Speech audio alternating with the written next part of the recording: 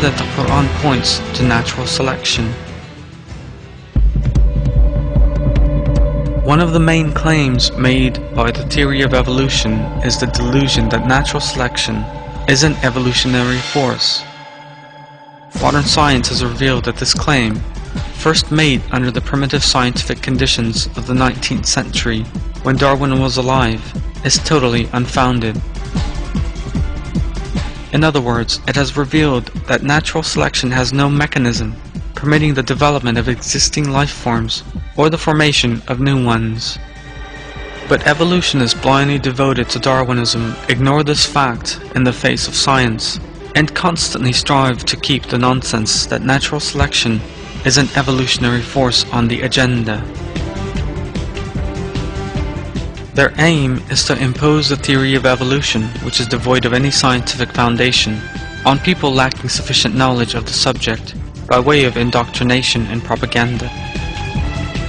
Ignorant people influenced by such evolutionist indoctrination and propaganda thus imagine the lie that natural selection is in fact an evolutionary force to be a scientific fact. They even go so far as to look for evidence of this in the Quran. One of the verses these people point to as supposed evidence for their claims reads, "I seek refuge in Allah from the accursed Satan. Your Lord creates and chooses whatever He wills. The choice is not theirs.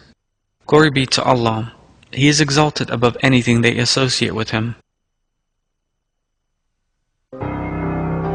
This verse states that the Almighty Allah is the only one who creates and selects, and that Allah Himself will choose the people, messengers, and prophets on whom He will bestow salvation.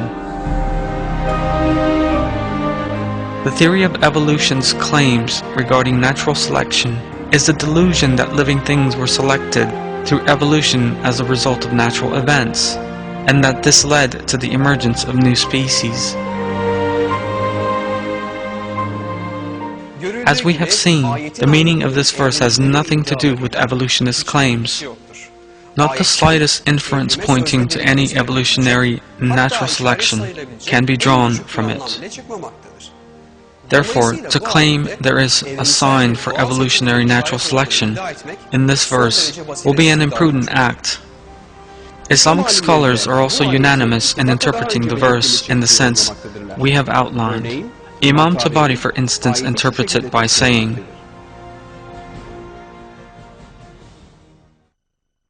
"Our Lord creates those servants He desires and chooses from among them those He will give faith and guidance. They have no right to choose. They have no means of doing what they desire."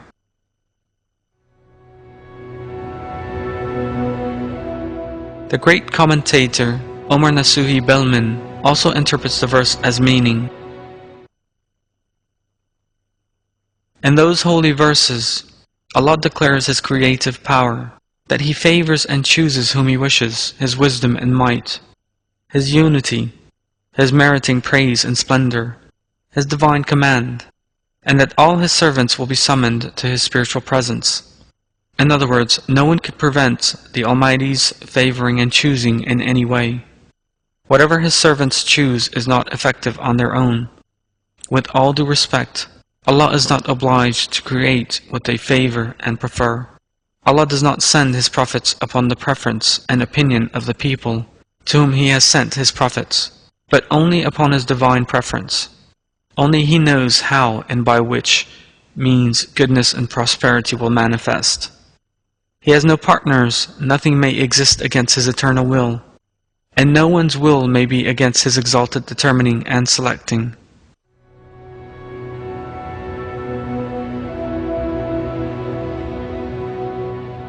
Hamdi Yazir of Al-Mali interprets the verse thus,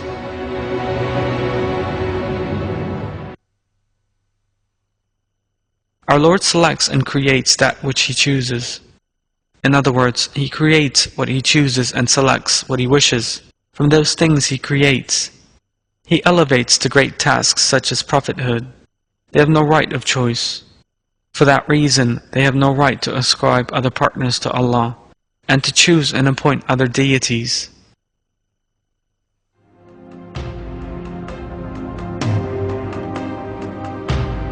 A second verse that some Muslims who espouse the idea of evolution indicate as supposed justification from the Quran for their views on natural selection is the first verse of Surah Fatir.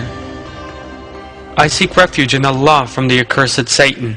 Praise be to Allah, the bringer into being of the heavens and earth, He who made the angels, messengers with wings, 2, 3, or 4.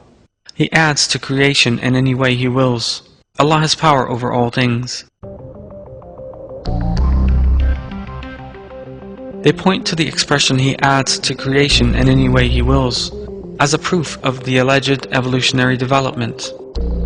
But it is clear that this is a totally fictitious and groundless interpretation. The verse first refers to the special creation of the angels, and then says that our Lord adds to creation as He chooses. The expression, He adds to creation in any way He wills, refers to the number of wings of the angels in question, and also, more generally, to all the entities created by Him. Imam Tabari interprets this term as meaning, He adds to the number of angels' wings as He chooses. He can apply this addition to all beings. Creation and command are His.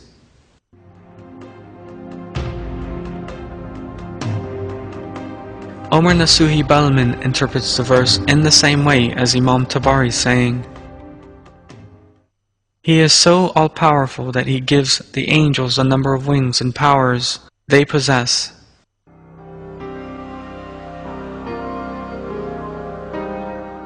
As we have seen, the expression, He adds to creation in any way He wills, implies nothing whatsoever about creation through evolution. There are many examples of Allah adding to creation, and whom He makes superior to whom in the Quran, and none bear any evolutionary meaning. Allah states which of His creation He makes superior in various verses. When the superiority in question refers to human beings, this may take various forms such as strength, beauty, wealth, intelligence, knowledge, rank, or esteem. Allah can also add to the blessings He bestows when He so wishes. He may add to someone's wealth and property, or the number of his children. He may also create greater beauty and strength in whomsoever He wishes. Another example of His adding to creation is that of produces. In verse 4 of Surah Ar-Ra'd we are told, And we make some things better to eat than others.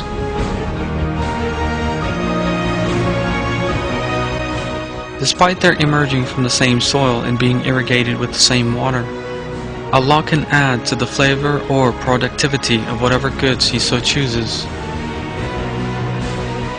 Countless other instances of Allah's adding to creation could be cited. Allah knows the truth. However, it is irrational and illogical to think that anything about such a clear, open, and transparent expression could be equated with any alleged evolutionary process.